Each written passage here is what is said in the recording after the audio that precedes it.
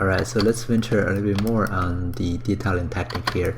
So we have this using the surface noise, and the good thing about surface noise is always some more controls of the size and stuff. It's a little bit easier than using alpha, and especially when you also have a repetitive and seamless map, it's gonna be even better. And you can also control the strengths later on after the noise. You can apply to mesh, or you can mask by noise. Let me show you here. So let me Control D to subdivide my model a few times. Right, you can go to noise and go alpha and load maybe this guy this time. And let's go ahead and change the mix basic noise to lower. You don't even need to change the strength, just press OK. And then you can do, oops, I change the mix basic noise to 0. Okay, press OK. And then you can actually mask by noise, and you can invert the mask, and then you can inflate it, right? That's what we did earlier too. Alright, now that's not actually all we can do here. Oops. If you go ahead and invert the mask, you actually have the bottom part, right, reviewed, and you can actually apply a different alpha on it. Let's go to the noise one more time, go to edit, and we're going to change that alpha, right, to a different alpha. Here, maybe the first one we used here, and let's change the strength to something bigger so we can see it, and maybe lower down the scale to something like that, and press OK. Now we have a inner layer of the detail here, and we can apply that to mesh too. You can see that we have 2 layers of detail. Maybe I can make that one stronger. Okay, go change the strength to something a little bit stronger. Alright, and apply to mesh. Okay. And then I can even invert the mask one more time. I can maybe smooth these guys. Oh, that's too much. Let me do the smooth underneath the deformation here, so I can universally smooth them just a little bit.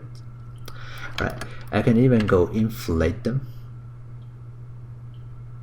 right, and then smooth them a little bit. Now the reason I inflate them is because now it feels like there actually is a new layer of geometry wrapping around.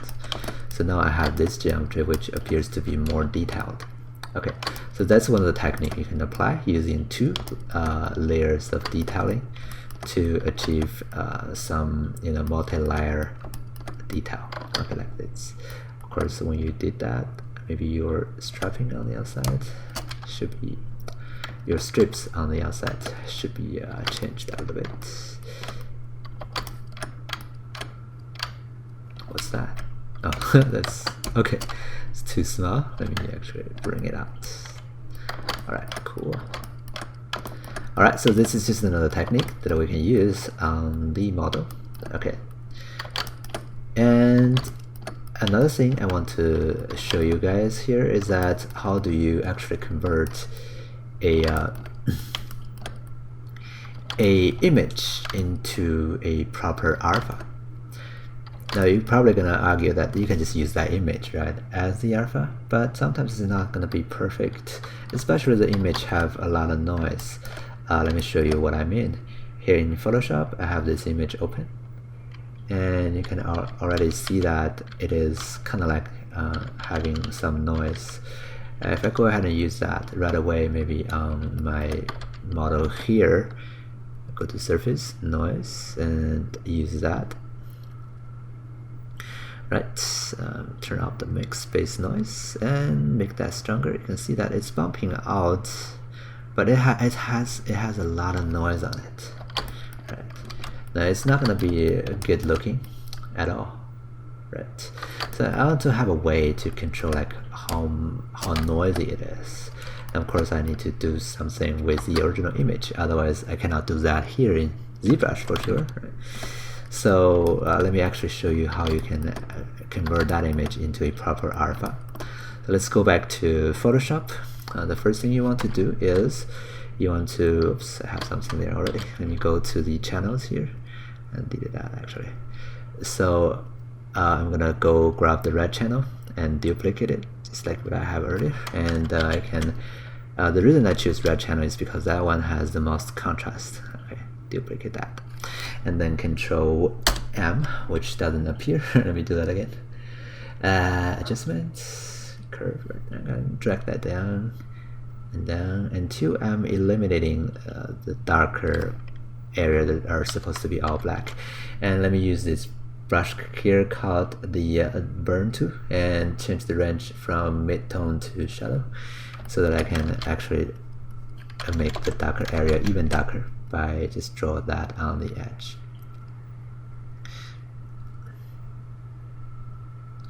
I just want it to be clean enough here and there, but you don't have to do that if you don't really care.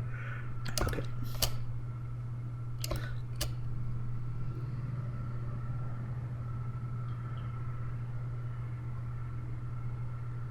Alright, so when I'm happy with that, I can Control A and Control C, and maybe I can Control N and enter and Control V to paste that into a new file.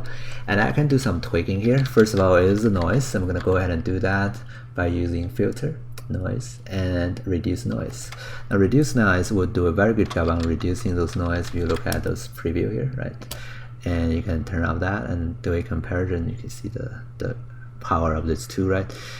You can use the strength, change the strength all the way up to 10 and don't preserve any detail, and maybe just sharpen it just a little bit and press OK. Alright, so that's gonna be a much cleaner RFR for you to use. Okay. Now another thing you can do is you can even Control J to duplicate its channels. Sorry. Control J to, oops, I have so many things here. Control J to duplicate the model, the image here, and you can do another filter, blur, and you can do a Gaussian blur. What that does is going to blur the image, and you can blur it more and more. Oops, I think I'm getting some really bad result there. We change the image mode to RGB color, and let me flatten that, Control G and do the blur again, Gaussian blur. It's gonna give me better results. I don't know why grayscale doesn't do that, but anyway, I'm gonna blur it to a stage that is pretty blurry, that only gives me the bigger variations that I need. If you want to get some of the bumpy detail of the bigger shapes back, you can maybe do a smart sharpen, and you can change that amount to something higher and change the radius to something a little bit higher. You can get the bigger shape back just a little bit. Okay, and this is a blurry image. Okay, now what you do is you can change the this guy to a multiply, so that it's going to apply the bigger variation on the smaller variation to enhance the bigger variations effect. And you can use this as an alpha. Okay, and you can even change, let's double click this guy here. You can even change this guy's opacity to something lower, so that you're having lesser, smaller detail and more bigger detail. Okay, so that's one of the methods you can use, and that's just one of the ways. And let me actually go that back. And another more precise way to control these guys is that I actually wanted to make it even more give it more contrast. Let me bring that back on.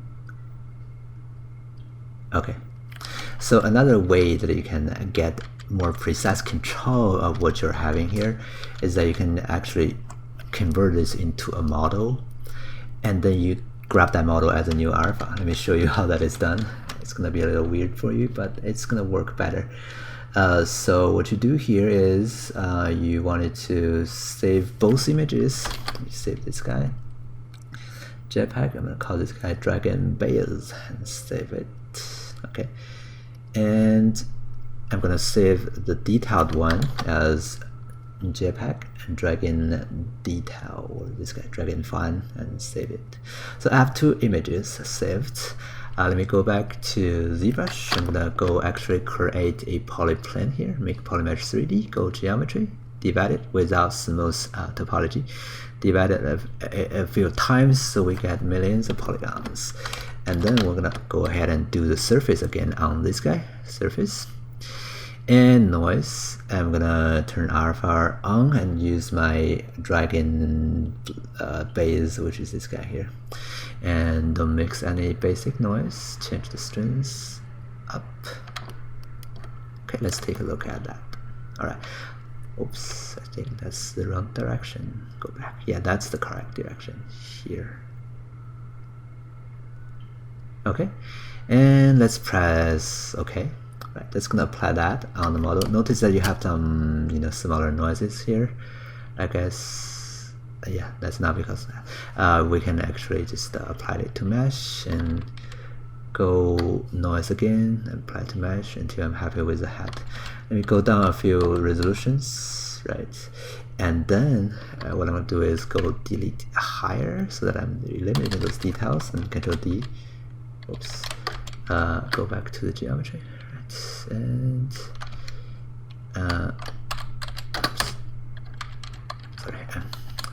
delete here and turn on the smooth topology and divide it.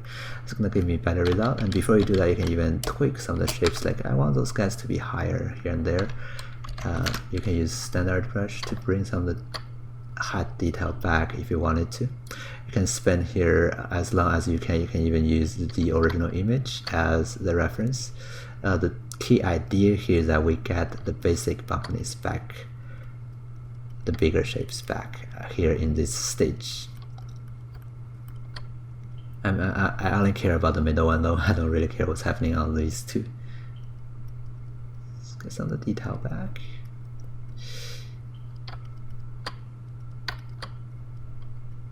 Okay. Don't really know what's that, but maybe I can smooth that out. And I can even use damn standard to enhance some of the edging. Right. Do whatever you can to enhance some of the details. Even a little bit of enhancement can go a long way. Anyway, so that's gonna be it for this part. And I'm gonna Control D a few times until it goes back to 1.5 million or something. Maybe 4 million this time. And I'll go back to the surface again, and I'm going to turn on the noise one more time, but I'm going to go to edit and change the alpha back to the dragon file, right? That's going to be the one that we have smaller detail on it.